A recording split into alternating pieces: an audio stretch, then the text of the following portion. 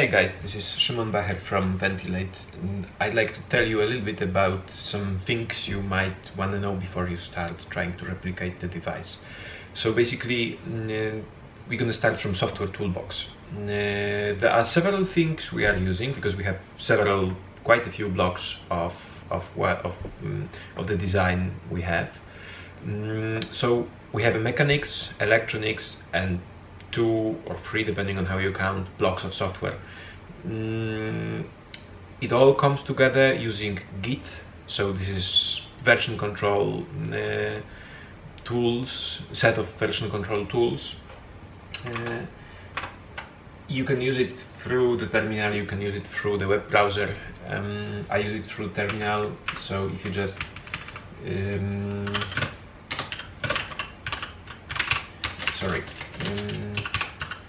if you just type git log in a folder where you have your repository, you will see the list of recent changes that were made to the design. And you will have separate one for mechanics, electronics, control software, and user interface software. Now let's start from the software that we are using for the mechanical design. Usually, nowadays you use computer-aided design for this.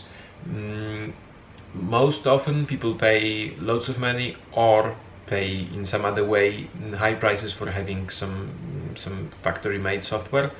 Instead, we are having open source tool for that. It's called FreeCAD. It's very mature by now. It has all I need for this kind of work. There is also OpenSCAD, which I like a lot as well, but it's not so easy to cooperate using this tool if you want to work also with people who don't do programming. Anyways, in this FreeCAD you will find all mechanical designs, all mechanical parts that we have in our system. Here you see the shell, the outer box, and some internal mounting pieces. In a different folder, in a different file, sorry, you will see the blower. So everything is designed to be, everything is parameterized, all the details, most of the details are stored in spreadsheets. So if for whatever reason you want to modify something, it's going to be very easy for you as soon as you have this software.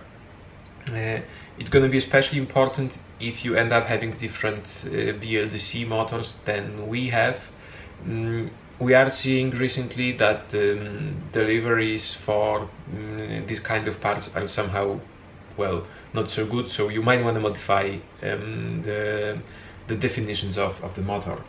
Now once you have some part, let's say that we have this small block that connects your blower to the chassis. So this is this part. Oh yeah, this is tricky to get the sunlight and the angle at the same time. Okay, so this is this part which connects our blower box to the vibration isolators. So you want to print it. So this calls for the next piece of software, which is called Slicer. And again, on that we are using open source tool. It's called Prusa Slicer. If you think it sounds familiar, like those popular 3D printers, that's actually because of the same group of people being behind.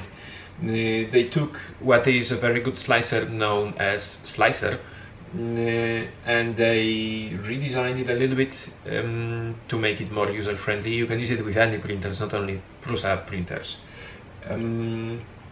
What it does, it takes your object and cuts it into slices, and then for every slice it defines what the printer should be doing on each of those slices.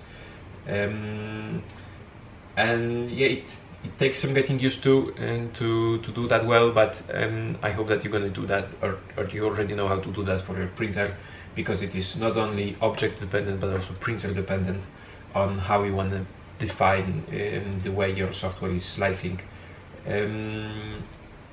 I'm not going to details on how it's done here. I'll jump to the next block, which is internal software. So for internal software, meaning the control software, what we use is Atolic Studio. Atelier True Studio. This is a piece of software which is free to use, but it's not open source. Right now we are not having enough resources to switch to another toolchain I prefer, which would be fully open source. It might come in time depending on how much manpower we have at what moment. But this is good enough for most of what we want to do, and it produces the same results as the open source toolchain.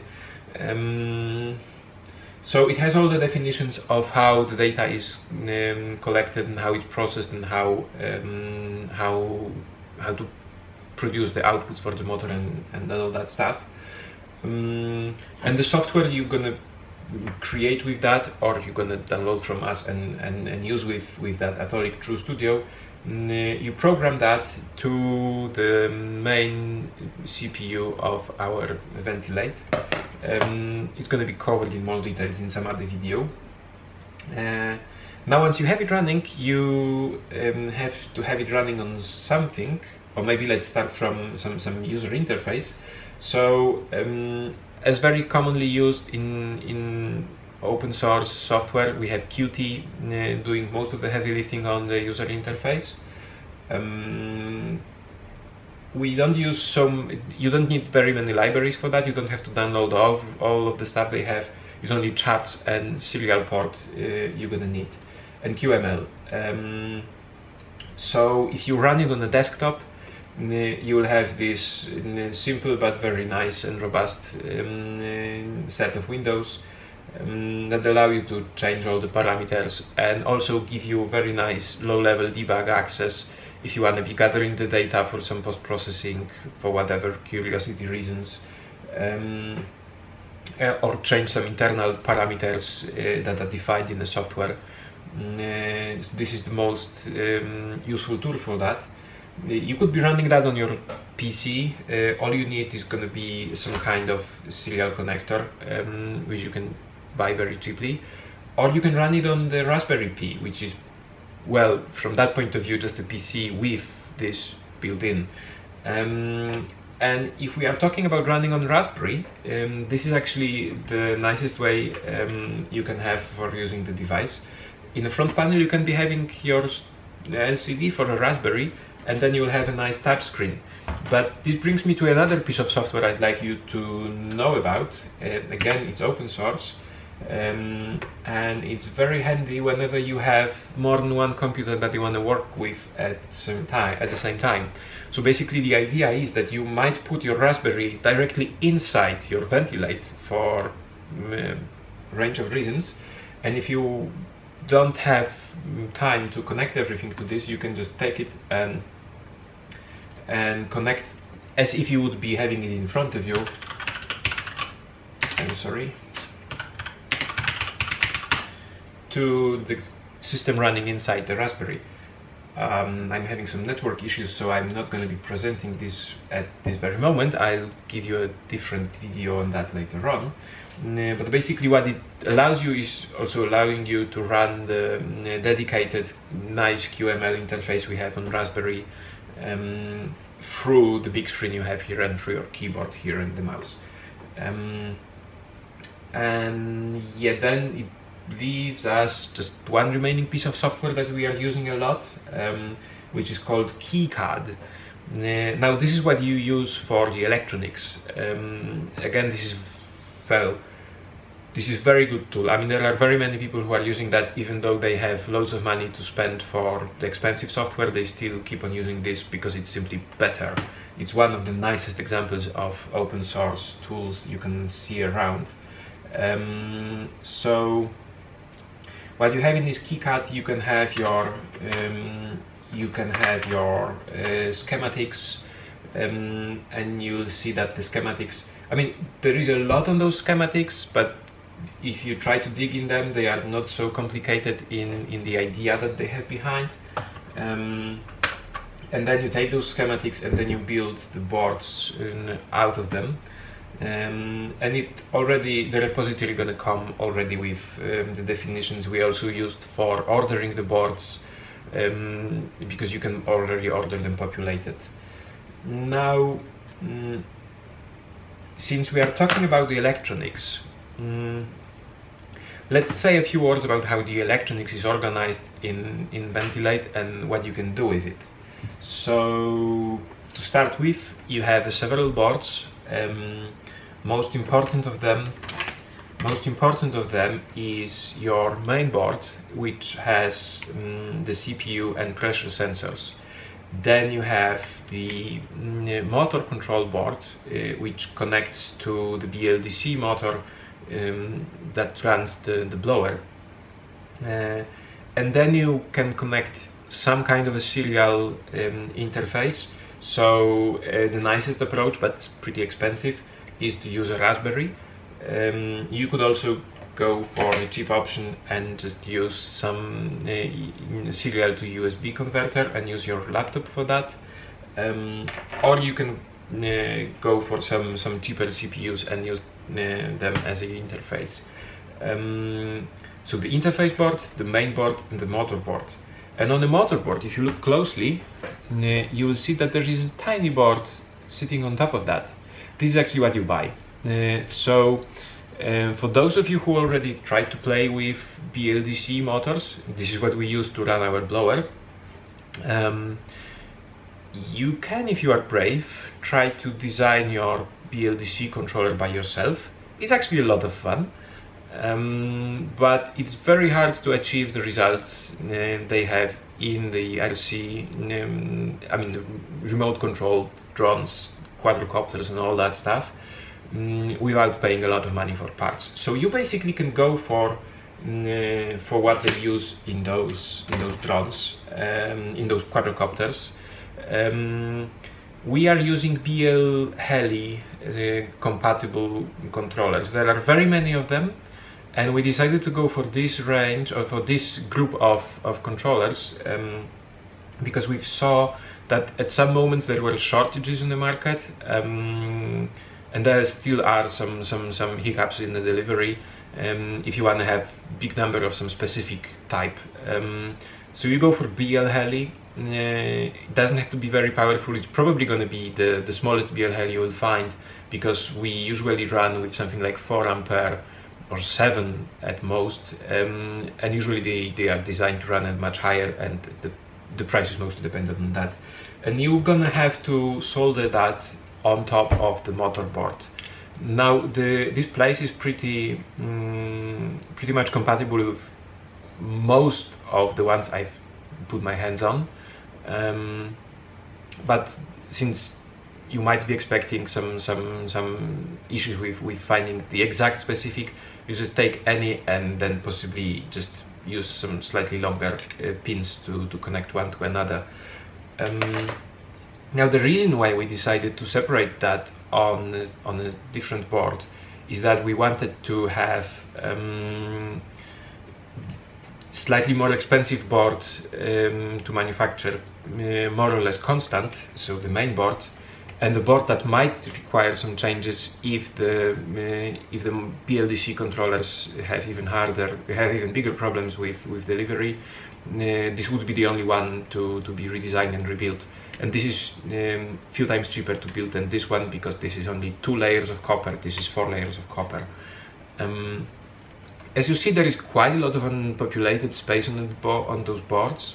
This is because we wanted to have universal design, as much as universal as it can be without increasing the price. Those of you who already tried to order something from those modern PCB production houses, you might already remember that basically the price is more or less the same up to a certain size. So we decided just to use all that size, and that's the reason why we have 5 slots for the pressure sensors on the main board and another one on the motor board. They come for free basically. If you just want to run a simple CPAP or a simple BPAP, you can get away with 1. There are some niceties you will be having on if you have 2. If you would be to try to run something which would be acting like intubation respirator, you will have to have a lot more redundancy and a lot more checkups in the system, so you will end up using more of those pressure sensors You can also use them if you want to validate some other respirators or ventilators, or if you want to be doing some other kinds of experiments. We also brought out all the connections from the STM, so from the CPU. We broke them out on the connector, which we are so far not using. Depending on which voltage regulator you will choose for the board, we used those fancy new switching ones that are compatible with 7805. You can take the one for 2 ampere, and that's gonna be big enough to supply power for your Raspberry, given that you not connect anything else to your Raspberry. And as you see, it has pretty nice shape. I mean, all of those parts are printed without supports, or almost without supports, and it just slides into the box. It just slides into the box with all the electronics already assembled. Oh, I have too few hands. If I want to do that nicely in front of the camera, it just slides into the box. And yeah, this concludes the parts about the electronics. We're gonna have some separate videos on how to connect all those together, and some separate videos on how to program those, and some separate video on how the mechanics, the outline of the mechanics and the details of the mechanics. So if that was not clear, because I have to admit that it was a year since I was trying to be more clear on the videos and be more verbose, so I'm happy to get some feedback if this actually sounds helpful for those of you who are not yet familiar with this kind of building and tinkering and hacking and want to be aiming at building that, or if there are some details you want to be having explained in more details. You know what I mean, just let me know. Okay, so have a nice evening, and see you in the next video. Thanks, bye.